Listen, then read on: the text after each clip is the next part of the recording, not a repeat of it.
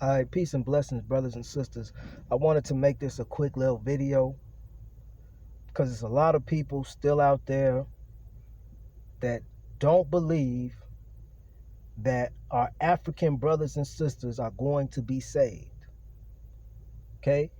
I don't get it. If you're an African American, if you're an African American here in America claiming to be a Hebrew Israelite, you have this hatred towards your African brothers. And I don't understand why. Well, I do understand why, because you don't know the scriptures. Okay? You don't understand the prophecies fully. In Psalms chapter 68, verse 31, notice what it says. It says, "Princes shall come out of Egypt.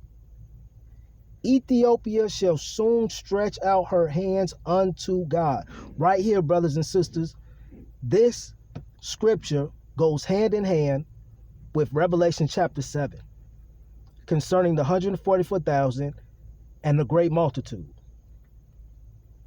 Who are the 144,000? They are the princes of Israel.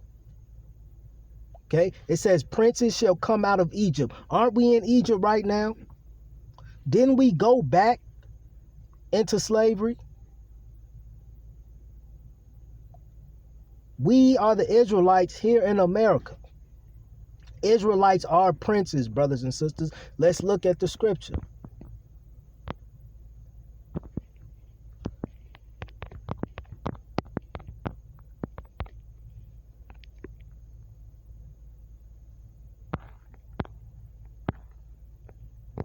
Genesis chapter 32, verse 28. "And he said, Thy name shall be called no more Jacob, but Israel. For as a prince hast thou power with God and with men, and has prevailed." So the 144,000 who are the seed of Israel are princes, brothers and sisters, who are in spiritual Egypt, aka America. Okay? It says what's going to happen? The princes are going to come out of Egypt. Let's go back to that.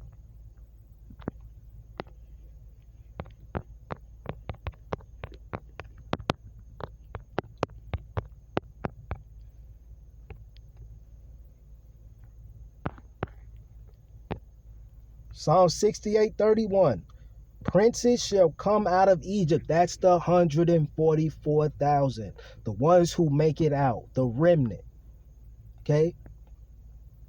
Nobody's that's dead, brothers and sisters, is part of the 144,000. 144,000 are those that are left. That's why it's called a remnant. Those that are remaining after all the destruction takes place. Then it says, "Ethiopia shall soon stretch out her hands unto God." Let's look at Revelations chapter 7.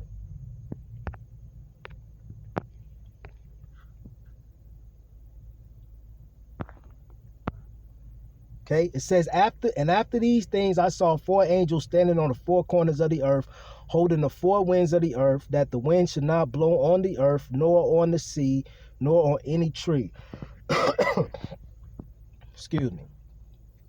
Okay, if you know this scripture already, brother and sister, I'm not finna read all of this out. If you know Revelation chapter 7, you know that it's speaking of the 144,000. But in verse 9, notice what it says. "And after this I beheld, and lo, a great multitude which no man could number, of all nations and kindreds and people and tongues, stood before the throne and before the Lamb, clothed with white robes, and palms in their hands." Excuse me. These are the Ethiopians, brothers and sisters. These are our African brothers and sisters. Okay? That's why it says they have palms in their hands. That's why it says in Psalms chapter 68 that the Ethiopians will stretch forth their hands unto God. It don't say that about the princes coming out of Egypt. The princes are the 144,000. The Ethiopians are our African brothers and sisters. Okay? If you don't believe in this, brothers and sisters, then you're not ready to understand who Jah Rastafari is. You're not ready to understand Haile Selassie. You don't know the prophecies as well as you think you do. Okay? Notice what it says, verse 13. And one of the elders answered, saying unto me, what are these which are arrayed in white robes, and whence came they? See, John knew who the 144,000 was, because he is an Israelite. John didn't know who that great multitude was. Okay? Excuse me. Verse 14. And I said unto him, Sir, thou knowest. See, John didn't know. And he said to me, these are they which came out of great tribulation, and have washed their robes, and made them white in the blood of the Lamb. You know what that word tribulation means? It comes from the word tribute.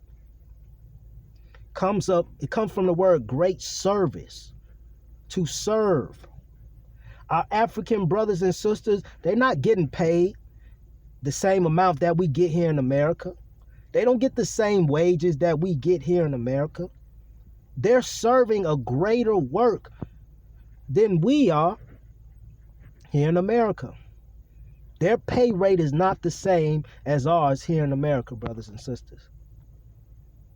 And it says, verse 16, they shall hunger no more, neither thirst any more, neither shall the sun light on them, nor any heat.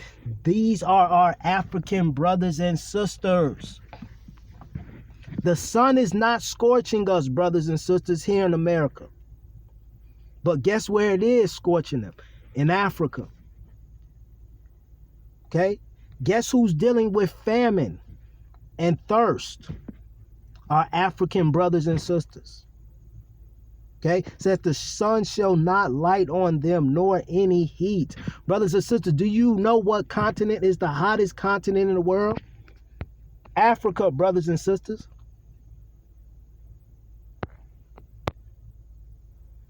Africa is the world's hottest continent. That's why the scripture says the sun nor heat shall light on them anymore. It's talking about our African brothers and sisters. Okay? Notice here, old name for Ethiopia, 1630s, from modern Latin Abyssinia, from Arabic Habasa, the name for the region, said to be from Amharic Abyss mixed, or Arabic mixture. Okay, so it wasn't called Ethiopia, it was called Abyssinia, and Abyssinia means mixed. Why? Because so-called Ethiopians are a great mixed group of people, brothers and sisters. Okay, they're a great mixed group of people. If you ever seen somebody from Ethiopia, brothers and sisters, they come in all different shades and colors. They speak all different type of languages. They're a mixed group of people. Okay? That's the great multitude, brothers and sisters. So, princes shall come out of Egypt. That's the 144,000, the princes from the tribe of Jacob. Ethiopia shall stretch forth her hands unto God. Those are our African brothers and sisters, that are the great multitude. It's just that it's just that easy, brothers and sisters. This is the fact of the matter. But a lot of our Hebrew Israelite brothers and sisters, they always pointing the finger, going against the Hamites, them Hamites. They don't understand the scriptures well enough. Okay? Peace and blessings, brothers and sisters. Hopefully you learn something from this message. Hopefully you go back and read the scriptures. Until next time, peace.